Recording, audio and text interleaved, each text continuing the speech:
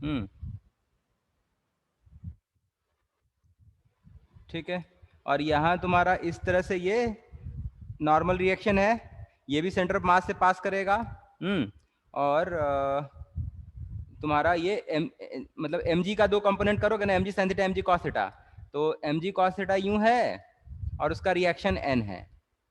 अर्थ इसको इस तरह से, ये जो mg का फोर्स है तुमने उसको रिजॉल्व किया दो, mg sin theta mg cos theta. हाँ, और ये नॉर्मल, ये सारे के सारे फोर्सेस क्या हो रहे हैं, सेंटर से पास हो रहे हैं, है कि नहीं? हाँ सर। बोलो। तो इसका एक्सेलरेशन खाली जी साइन थीटा हो जाएगा। तुम्हारा आंसर सही है। पहला के केस में एक्सेलरेशन ए में तुमको एक्सेलरेशन जो है जी साइन थीटा हो जाएगा। Force of friction acting on body upwards, तो फोर्स तो फ्रिक्शन का जीरो हो जाएगा क्योंकि म्यू है ही नहीं, फ्रिक्शन नहीं है, इसका सीधा स्लाइडिंग हो जाएगा। समझ रहे हो? हाँ। सीधा स्लिप करके आएगा नीचे। अब दूसरा, mu is less than mu मिन, इसमें क्या होगा? फ्रिक्शन मैक्स मैक्स रहेगा। अच्छा अच्छा, मिनिमम फ्रिक्शन से जितना चाहिए रोलिंग के लिए उससे कम ही है अवेलेबल। हाँ, तो मैक्सिमम फ्रिक्शन रहेगा जो कि एफ का वैल्यू क्या हो जाएगा, mu N mu m g cos theta. Case B में हाँ जो मैक्स अवेलेबल है वो काम करेगा और स्किडिंग होगा। एफ तुम्हारा सीधा म्यू एन हो जाएगा जो कि म्यू, सर, हाँ बोलो बोलो बोलो। बैकवर्ड स्लिपेज होगा ना? एक सेकंड देखने दो। हाँ, तो फ्रिक्शन उतना है नहीं जितना चाहिए, फ्रिक्शन उतना नहीं है, नहीं मिल पा रहा है, तो फॉरवर्ड स्लिपेज होगा। ये घूमेगा, रोल कम करेगा और आगे ज्यादा जाएगा। ये रोलिंग ओ वाला हाँ। इसका, ये तुम्हारा ज्यादा रहेगा, ए ज्यादा रहेगा और आर अल्फा छोटा रहेगा। समझ में आ रही बात? क्योंकि ये फ्रिक्शन उतना टॉर्क देता है, ठीक है, ये फ्रिक्शन कम है तो ये अल्फा उतना नहीं दे पाएगा कि जो तुम्हारा ए को बैलेंस कर ले, लीनियर एसिलेशन ज्यादा रहेगा। तो फॉरवर्ड स्लिपेज होगा। बोलो होगा कि नहीं होगा? तो ए का वैल्यू क्या होगा इस केस में, बी बी वाले में? Sir ji into sine theta minus mu cos theta. G sine theta, अच्छा इस पे फोर्स लगेगा m g sine theta minus मतलब एफ। जी हाँ, common. A equal to m g sine theta minus F by m. F तुम्हारा mu m g cos theta. हाँ सही है तुम्हारा, सही है तुम्हारा, गुड। आज आज तुम फॉर्म में हो। बी में ए तुम्हारा g sine theta minus mu cos theta, सबका इतना आया है? बोलो।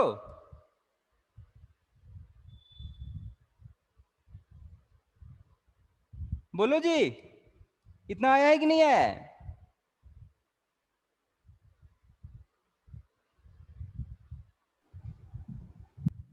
आशीष कितना आया?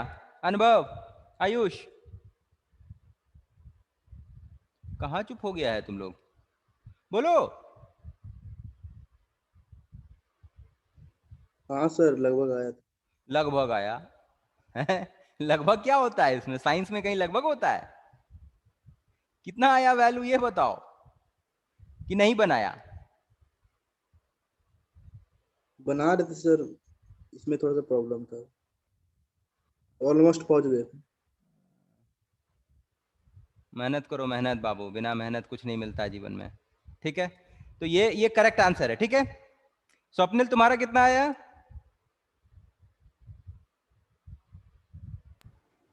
सर नहीं बना था। अच्छा ये नहीं बना, कोई बात नहीं। अनुभव,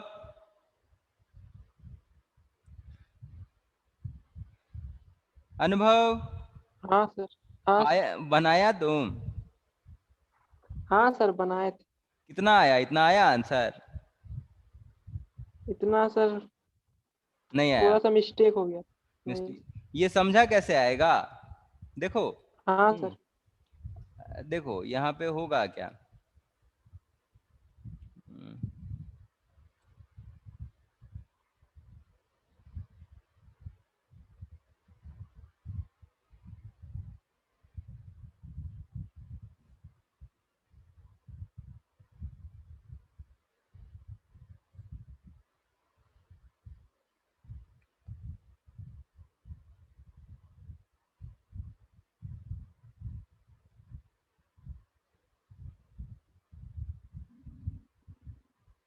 इस तरह से फोर्स है mg साइन थीटा, एक सेकेंड,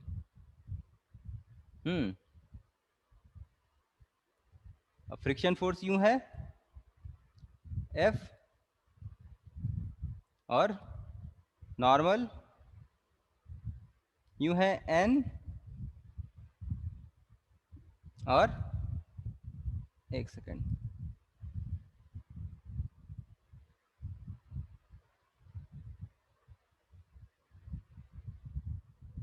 जी cos थीटा यूं है। तो अब इस डायरेक्शन में एक्सेलरेशन जो है, acceleration of centre of mass क्या होगा? नेट फोर्स इस डायरेक्शन में क्या हो जाएगा? mg sine theta minus F by m, यही ना होगा जी। और एफ क्या है तुम्हारा? म्यू mg cos थीटा इस केस में। हाँ ये हाँ वैल्यू इसमें डालोगे तो ए का वैल्यू आ जाएगा जी साइन थीटा और माइनस म्यू कॉस थीटा, यही आ जाएगा वैल्यू, क्योंकि तुम्हारा कट जाएगा। ठीक है, समझ में आ गया? अब सी नंबर, सी में क्या था? Mu is greater than mu mean. इसमें क्या होगा निशा, बोलो क्या आंसर है तुम्हारा इसमें?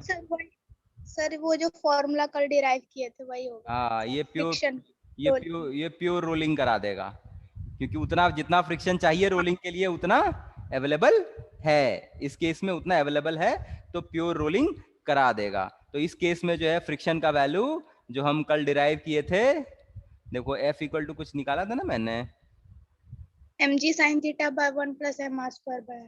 कहाँ गया?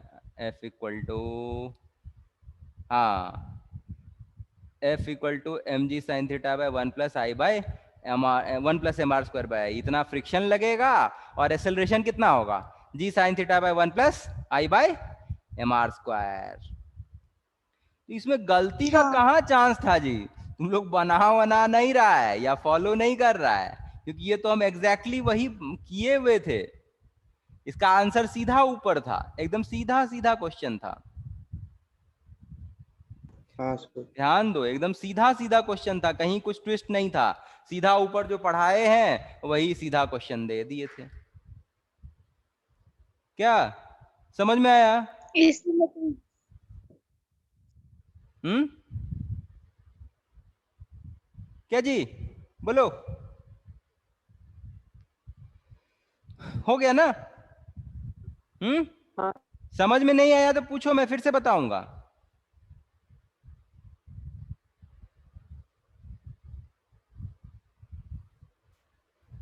कुछ बोल ही नहीं रहा है, बोलो, शर्माओ नहीं, ठीक है? ये करियर बिल्ड करने का समय है।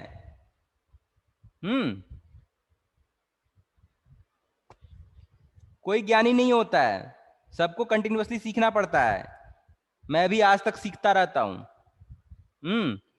तो लाइफ में तुमको कंटिन्यूअस लर्नर बनना है। कोई ऐसा नहीं हो सकता, अगर कोई बोलता है कि हमको बहुत कुछ आता है या हमको सीखने की जरूरत नहीं है, तो समझ लो उस दिन की वो मतलब सबसे बड़ा गधा वही होगा। लाइफ क्या है? लाइफ में तुमको कंटिन्यूअस लर्नर रहना है, कि हमेशा चीजें चेंज होती रहती है। नॉलेज जो है ऐसा नहीं है कि कोई लिमिट होता है उसका। You have to be dynamic. और ये डायनेमिक कब रहोगे? जब पूछोगे, या जब जहां ज्ञान मिल रहा है ना, जहां कुछ अच्छा है वहां से कुछ सीखोगे। You have to be continuous learner.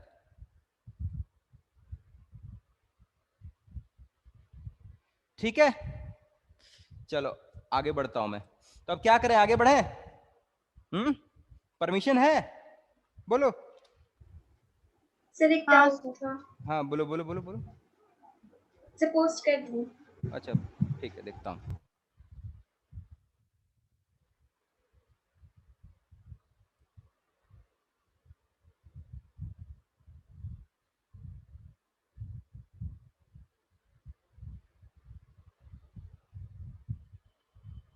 अच्छा,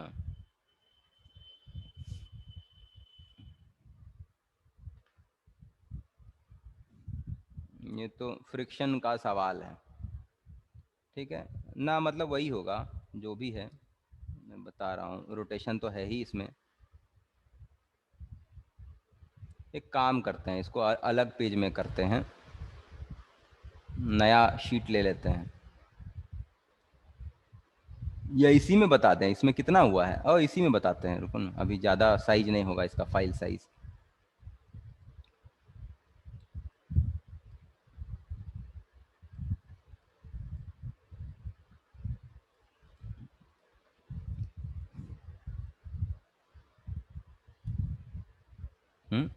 ये क्या हो गया?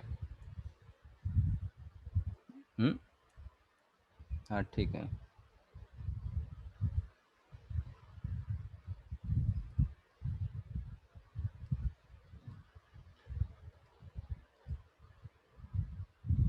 क्या बोल रहा है क्वेश्चन, जरा ध्यान से पढ़ते हैं।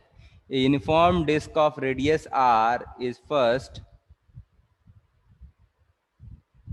स्पिन्ड about its axis to the angular speed omega. अच्छा, स्पिन कर दिया उसको, एंगुलर स्पीड ओमेगा पहुंचा दिया, and then carefully placed with its flat face on a rough horizontal surface, rough horizontal surface पे रख दिया गया। How long will the disc be rotating on the surface if the friction coefficient is equal to omega?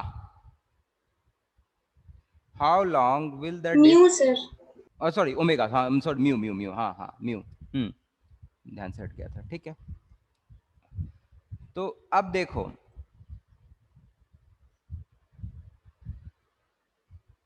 इसको तो तुमने लगता है नीचे बनाया ही है, हाँ, लेकिन वो जो फ्रिक्शन का वैल्यू है वो तुमको लेने में दिक्कत हुआ होगा।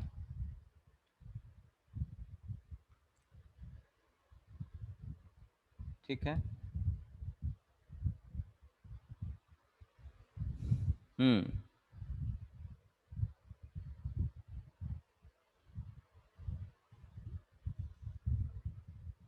देखो ये क्वेश्चन थोड़ा सा कैसे बनेगा, बोलो आशीष, गेस मारो, गेस मारो, अप्रोच सीखोगे, क्या करें इस केस में, बोलो।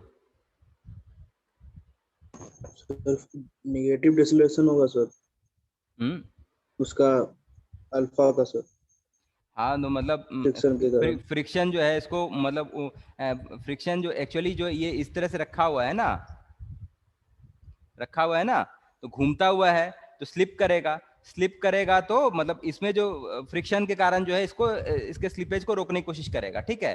तो अब बात ये है, अब बात देख ये है कि देखो जो फोर्स है, जो तुम्हारा फ्रिक्शन का फोर्स है, वो तुम्हारा पूरे इसके इसमें डिस्ट्रीब्यूटेड है ना, पूरे ये जो फ्रिक्शन का फोर्स है तुमने जो दिया, ठीक है, तुम्हारा इस तरह से mg लगा, हाँ, और चूंकि कांटेक्ट में है तो इस तरह से n हो गया, और ये जो म्यू एन, खाली n जो है ये n क्या ये सिंगल पॉइंट पे एक्ट करता है? जरा मुझे ये अब ये बताओ, ये नॉर्मल रिएक्शन जो है क्या ये सिंगल पॉइंट पे काम करता है?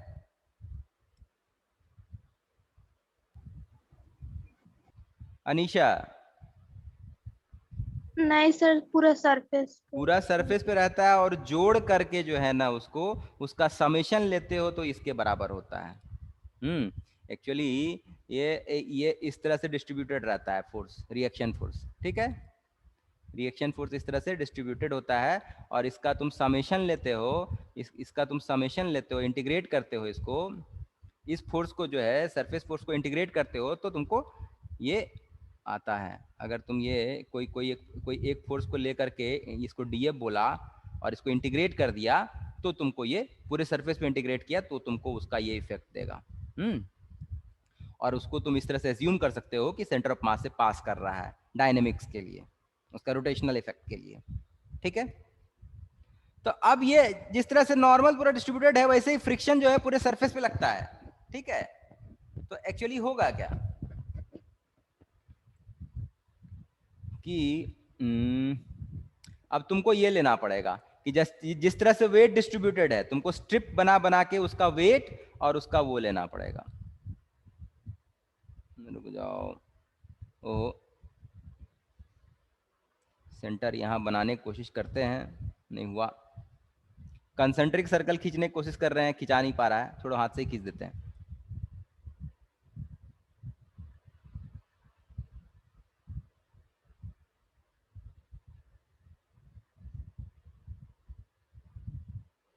एक सेकंड।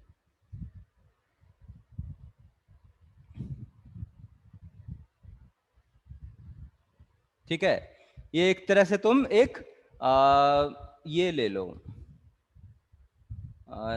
रिंग ले लो, ठीक है, जिसका थिकनेस जो है dx हो। इसका थिकनेस dx है।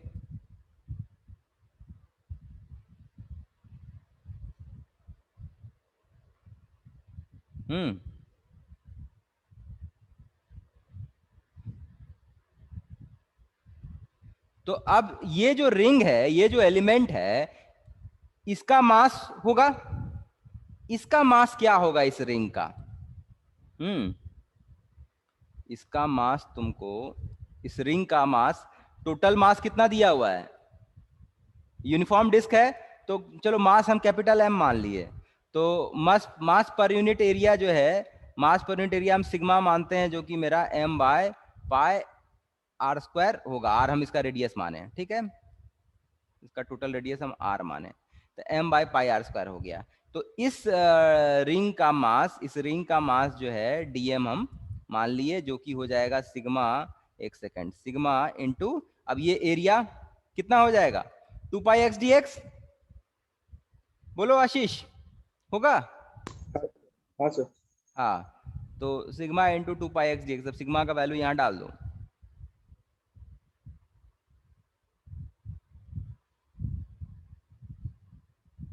पाई पाई गया, तो आ गया 2mx bye r square dx। यही तुम्हारा dm मास है। तो मतलब तुम इस तरह का रिंग लोगे ना, इस तरह का रिंग लोगे, तो इस तरह का रिंग लोगे तो उसका मास जो है dm होगा। तो dm होगा तो इसको अर्थ जो है, इसको अर्थ जो है इस तरह से खींचेगी dm इंटू जी फोर्स से, और इस पे जो नॉर्मल रिएक्शन लगेगा, इस पे जो नॉर्मल रिएक्शन लगेगा वो लगेगा तुम्हारा कितना? n इक्वल टू डीएम जी।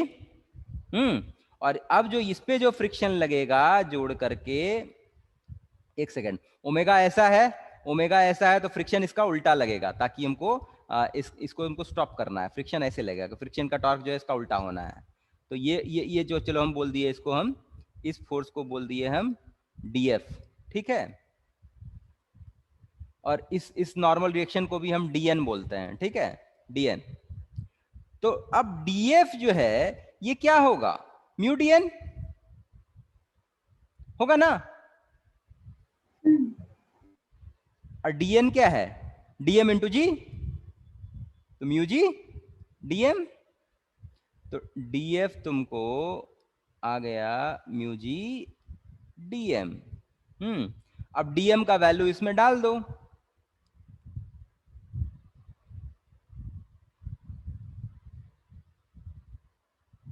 तो ये तुम्हारा, ये तुम्हारा इस एलिमेंट पे जो फ्रिक्शन है वो तुम्हारा ये है।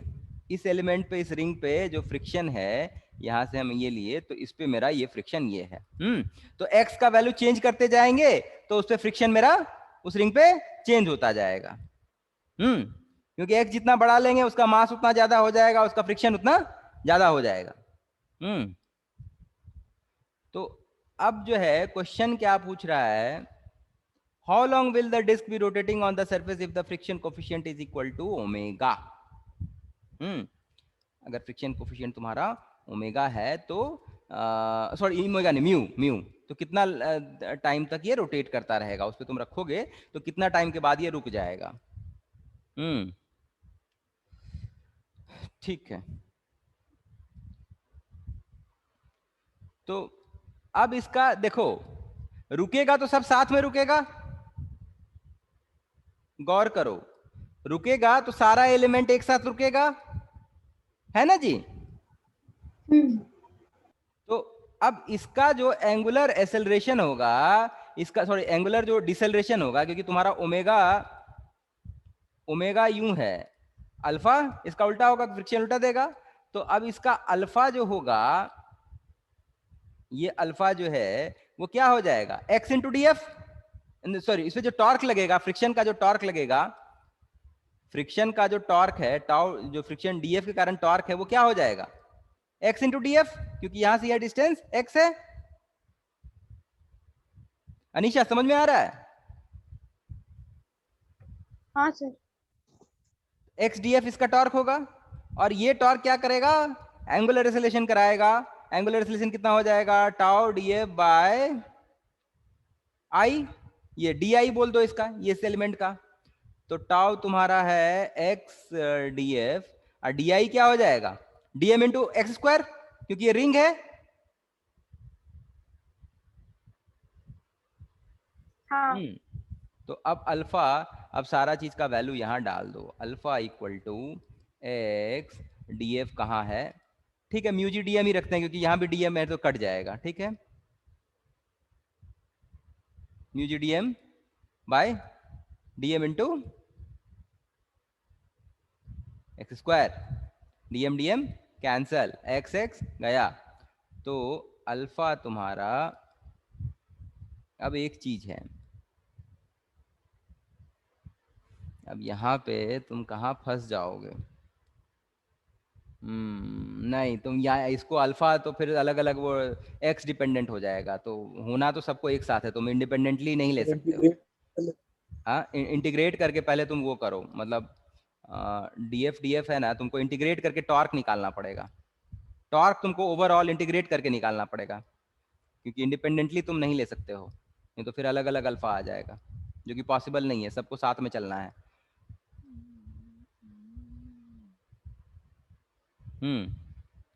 तो अब ये जो डी एफ इस तरह से है, इस तरह से हर एलिमेंट पे डी एफ फ्रिक्शन अलग है, अलग अलग रिंग, मतलब रिंग तुम इंटीग्रेट करोगे, पूरा रिंग बनाओगे, तो सब पे डी एफ लग रहा है, जिसका वैल्यू अलग अलग है। तो तुम्हारा जो टॉर्क, इस एलिमेंट पे जो टॉर्क लग रहा है, वो डी टाउ जो है वो क्या हो जाएगा, एक्स इंटू डी एफ होगा ना, बोलो अनीशा। तो x इंटू डी एफ, अब डी एफ का वैल्यू यहां डाल दो। तुम उसको, इस रिंग को इंडिपेंडेंट नहीं ले सकते थे, क्योंकि इसके बाजू वाला जो है वो भी इससे सटा हुआ है, ये एसिलेट होगा तो वो भी एसिलेट होगा, ये डिसलेट होगा तो वो भी डिसलेट होगा, ठीक है, इसीलिए वो जो हम लोग कर रहे थे वो गलत था। तो हम लोग को टॉर्क को इंटीग्रेट करके टोटल टॉर्क ऑन डिस्क निकालना पड़ेगा, ठीक है, ठीक है। तो अब तुम्हारा कितना आ गया, 2 mu g m x square by r square d x, यही तुम्हारा डी टाउ है। तो टोटल टॉर्क कितना हो जाएगा, इंटीग्रेट करोगे तो टोटल टॉर्क मिल जाएगा, एक्स तुम्हारा 0 से कहां तक वेरी कर रहा है, कैपिटल आर,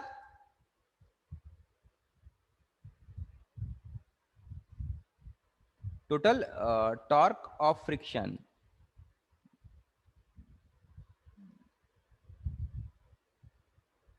ऑन डिस्क, वो हम निकाल रहे हैं। तो ये जो टॉर्क है, टोटल टॉर्क है, इंटीग्रेट करेंगे डीटा को तो टाउ आ जाएगा, और ये 2 mu g m x by r square, अच्छा जी छूट गया यहाँ पे, 2 mu g m by r square x square का क्या हो जाएगा, एक्स क्यूब बाय 3, और ये 0 से कैपिटल आर वैरी कर रहा है रिंग,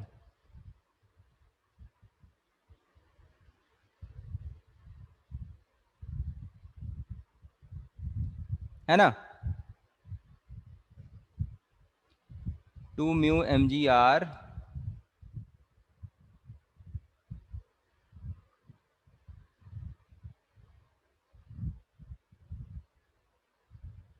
ठीक है, ये टॉर्क तुम्हारा हो गया।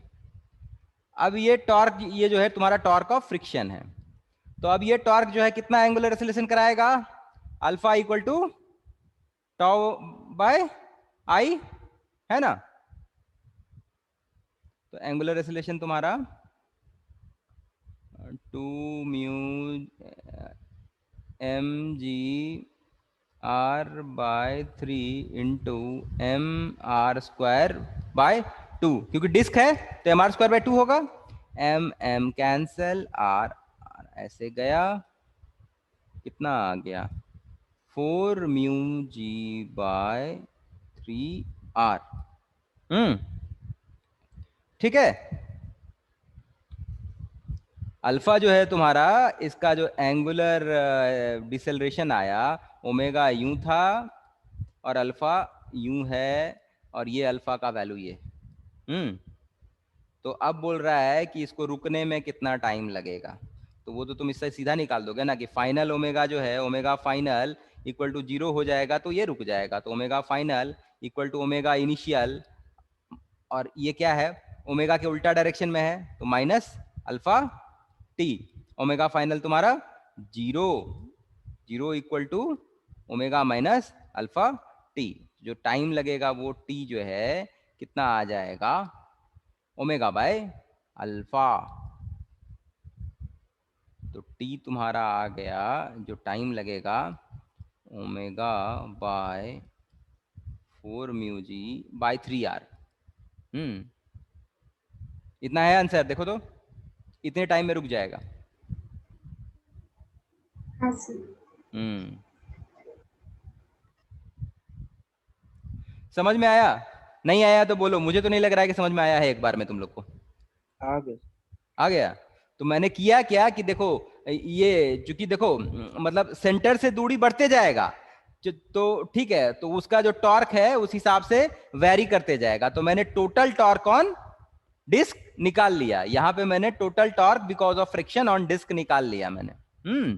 और टोटल टॉर्क निकाल लिया, उसके बाद तो खेल आसान है। टॉर्क निकाल लिया फ्रिक्शन का, तो उससे एंगुलर एक्सेलरेशन निकाल लिया, मतलब एंगुलर डिसेलरेशन निकाल लिया, मतलब उस टॉर्क के कारण जो एंगुलर एक्सेलरेशन होता वो निकाल लिया, और वो तुम्हारा इतना आया। उस हिसाब से मैंने यहाँ पे चूंकि ये कांस्टेंट आ गया, ये आ गया, तो उसके हिसाब से सीधा इक्वेशन ऑफ वो तुम्हारा एंगुलर वेलोसिटी वाला इक्वेशन मैंने लगा दिया। अनीसा समझ में आया? हाँ सर। कैसा क्वेश्चन था ये? सर हाँ। इसका लेवल ठीक ठाक था, वही इंटीग्रेशन वाला था। ये पार्ट समझ गए तो समझ गए, ये पार्ट कैसे कैसे मतलब अलग अलग रिंग से रिंग को इंटीग्रेट करोगे तो डिस्क मिल रहा है, तो रिंग का अलग अलग सेक्शन पे टॉर्क अलग अलग है, तो जोड़ करके टोटल टॉर्क ऑन बॉडी जो होगा वो सारे रिंग पे जो टॉर्क होगा उसको समेशन करोगे, वेक्टोरियली जोड़ोगे, क्योंकि सारा का जो सारा फ्रिक्शन का जो टॉर्क होगा हर एलिमेंट का सेम डायरेक्शन में होगा ना जी, क्योंकि सब कोई ऐसे घूम रहा है, सब कोई एंटी क्लॉकवाइज डायरेक्शन में घूम रहा है, तो हर एलिमेंट पे हर रिंग पे क्लॉकवाइज डायरेक्शन में टॉर्क रहेगा। ठीक है, अब आगे बढ़ते हैं। और कोई क्वेश्चन है जी? बोलो। नहीं है? नहीं है तो फिर मैं आगे बढ़ता हूं, क्योंकि अब मुझे आगे बढ़ना बहुत जरूरी है। बहुत कुछ रोटेशन में हो गया है, बहुत ज्यादा कुछ बचा नहीं है, बस खाली तुम लोग बना लिए होगे। तो एक इंस्टेंटेनियस एक्सिस ऑफ रोटेशन का कॉन्सेप्ट है जो मैंने नहीं बताया है, तो इंस्टेंटेनियस एक्सिस ऑफ रोटेशन का कॉन्सेप्ट मैं बाद में बताऊंगा, अभी तो मैं आगे बढ़ता हूं। एंगुलर इंपल्स मैंने बता दिया था जी? नहीं बताया था? ठीक, एंगुलर इंपल्स बताता हूं। हल्का हिंट दिया था लेकिन पूरा नहीं बताया था। अब एक ही टॉपिक बचेगा इसके बाद, टॉपलिंग और इंस्टेंटेनियस एक्सिस ऑफ रोटेशन, और उसका रोटेशन मेरा खत्म हो जाएगा। एंगुलर इंपल्स, लीनियर इंपल्स क्या था? जो लीनियर इंपल्स था वो क्या था? Integral F dt। जो लीनियर इंपल्स, एक सेकेंड, जो लीनियर इंपल्स था ये पढ़ाया था ना मैंने जी, ये इंटीग्रल एफ dt हुआ करता था, फोर्स जितने टाइम के लिए लग रहा है। बोलो अनीशा। हाँ सर। ये पढ़ाया था मैंने वो मोमेंटम वाला चैप्टर में।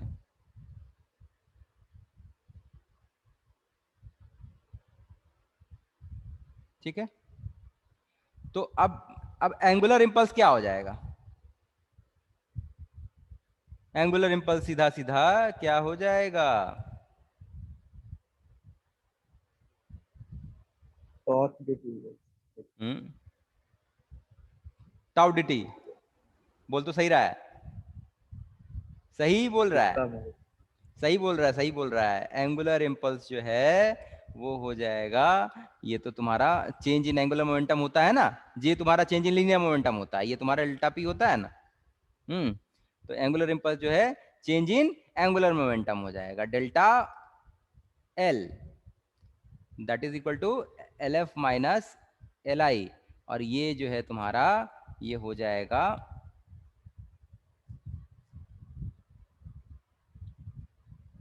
आर क्रॉस जे।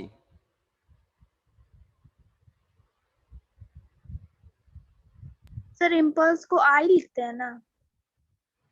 नहीं जी, जे लिखते हैं। आई तो मोमेंट ऑफ इनर्शिया होता है, आई से तो मोमेंट ऑफ इनर्शिया होता है। हाँ लेकिन हम शायद बुक में देखे थे आई से इम्पल्स नहीं को नहीं, लिखते जे हैं। जे जे कन्वेंशन है, नहीं तो आई से तुम उसे कंफ्यूज कर जाओगे ना। आई मोमेंट ऑफ इनर्शिया है। आर क्रॉस जे।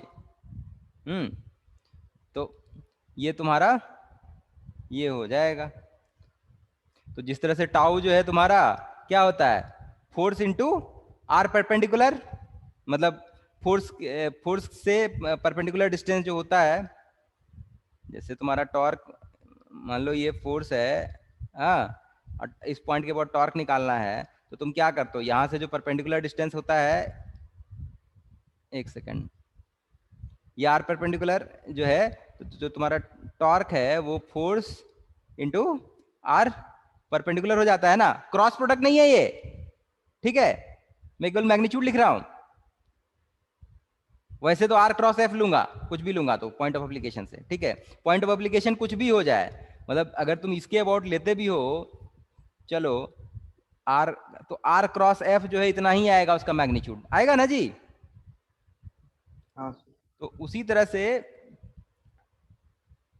तुम्हारा ये जो है एंगुलर इम्पल्स जो है ये होता है tau into delta T time के लिए जो है टाउ डेल्टा टी, और टाउ को तुम लिखते हो एफ क्रॉस आर परपेंडिकुलर, हाँ क्रॉस नहीं, सॉरी मल्टीप्लाइड, मल्टीप्लाई कर रहे हैं। ठीक है, इंटू डेल्टा टी, ये इंटू डेल्टा टी वेक्टर नहीं है। ठीक है, तो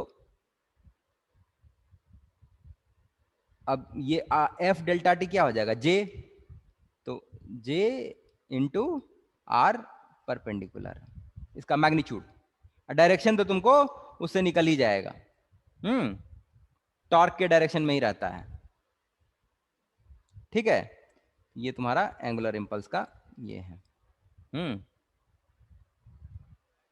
तो ये जो चेंज है, तो ये जो चेंज है एंगुलर इंपल्स जो है ये तुम्हारा आई डेल्टा ओमेगा दे देता है, क्योंकि डेल्टा एल तो यही ना होता है, डेल्टा एल तो आई डेल्टा ओमेगा हो जाएगा, क्योंकि मोमेंट ऑफ इनर्शिया चेंज होता नहीं है, वो तो उसका कॉन्फ़िगरेशन का ये है। एंगुलर वेलोसिटी ही चेंज होगा, जो कि तुम्हारा इससे आ रहा है। ठीक है, तो किस्सा खत्म है, एंगुलर इंपल्स तुम्हारा यही है, इसमें इतना ही था। अब इस पे बेस्ड एक सवाल देता हूं, उससे तुमको और क्लियर होगा।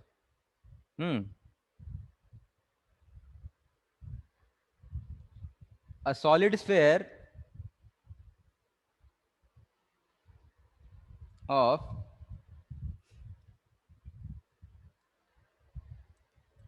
mass m, mix,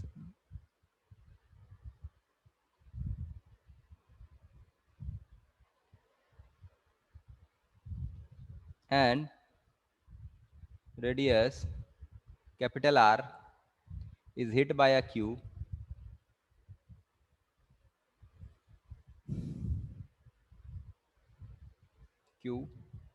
at a height h above,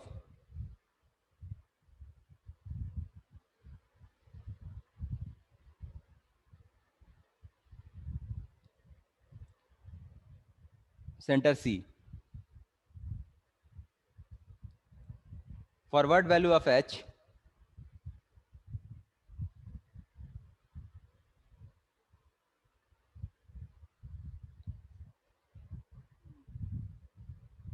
the sphere will roll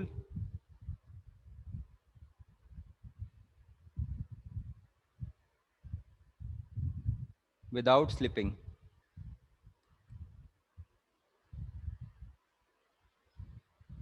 ठीक है, तो कहानी ऐसी है, इस तरह से एक सॉलिड स्फेयर है,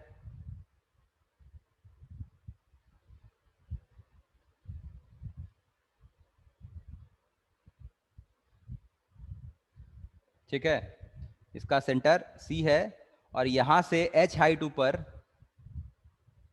यहां से H हाइट ऊपर जो है, यहां पे इस तरह से इसको हिट किया गया है,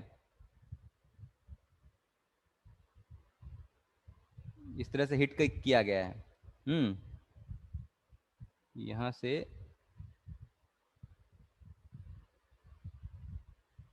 H हाइट ऊपर है, ठीक है।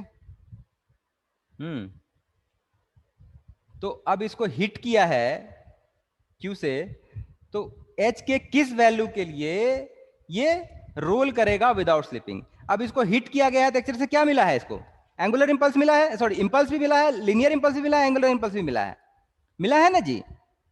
तो तुम्हारा क्या होगा, जो तुम्हारा मतलब इसको हिट किए हो तो लीनियर इंपल्स के कारण एक वेलोसिटी इसका इस तरह से आ जाएगा, एक वेलोसिटी ये अचीव कर लेगा, आगे बढ़ जाएगा।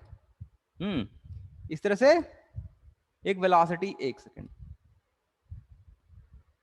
एक वेलोसिटी मिलेगा और ये H हाइट ऊपर से है तो ये तुमको एंगुलर इंपल्स भी मिल रहा है, एंगुलर इंपल्स भी मिल रहा है ना इसके अबाउट। तो वो क्या करेगा, इसको ऐसे घुमा देगा, तुम्हारा ये तुम्हारा ऐसे घुमाने लग जाएगा, ऐसे घुमा करके एक एंगुलर वेलोसिटी अचीव करा देगा, ओमेगा।